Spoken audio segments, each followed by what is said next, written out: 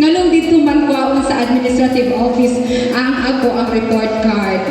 Pag ato na ako sa admin office, gituno sa scholarship coordinator, ang akong report card umiingon siya, "Congratulations!" To my surprise, I had qualified as one of the university's academic scholars. Speechless kaayo to that time. Nangurog ko akong kamot ug nagahilak ko. Then someone from behind smiled and said, "Nangutana da itong scholarship coordinator, maninihilang man ka?" O, di ko katingog, nagkurog-kurog lang ko, nagunit ko sa card. Then someone nga nasa yung likod nag-ingon, "Tears of joy, yan ma'am." Guess who? It was Miss Sid Chariznon. Si attorney, Sid po yun, nasa likod namin. Kasi siya po yung secretary ng Academic Scholar Society at that time. So dito nag-start ang amo ang friendship ni attorney, no? After graduation, I became one of the pioneer staff of Pasali Philippines Foundation.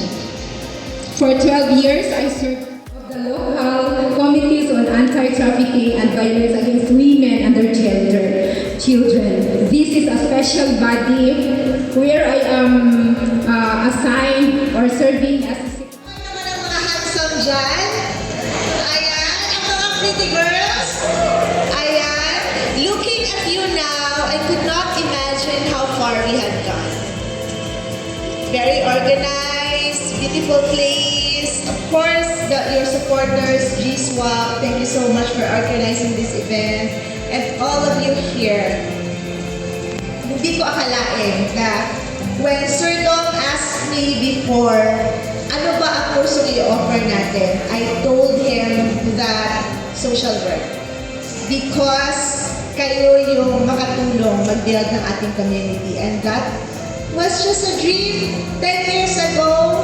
And look at you now. Another batch of licensed social workers. So first, I would like to thank our head, Sir Saulo, a student of in the future. Tama ba? So narinig niyo yung mga beautiful stories ni Ma'am Richel kanina? Ipunin niyo lahat yon para sa sunod kayo na ang magsasalita dito and you can inspire more people. Diba? So kaya ba natin yon? Alam ko kakayanin ninyo kasi ang batch name ninyo ay Batch Pagsirang. So, anong ibig sabihin daw nun? So, syempre, may binigay na research sa akin si Sir Saulo. Sir, anong term ba yan? It's actually a Visayan term. Pagsirang. So, tama bang pronounce pagsirang?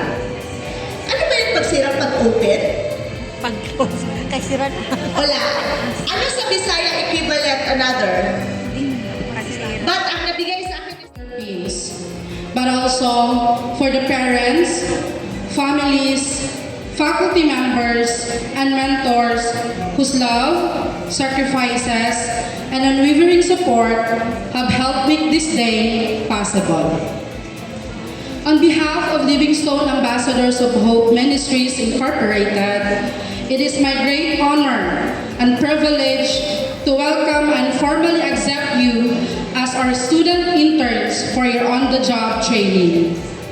I would also like to extend my warm congratulations to all of the partner agencies who have opened their doors and hearts to these future social workers. Thank you for becoming part of their journey by mentoring, guiding, and helping shape them into compassionate and competent professionals. To our dear interns, as I look at all of you today, I see more than students wearing pins. I see future social workers who are ready to serve with compassion, integrity, and hope.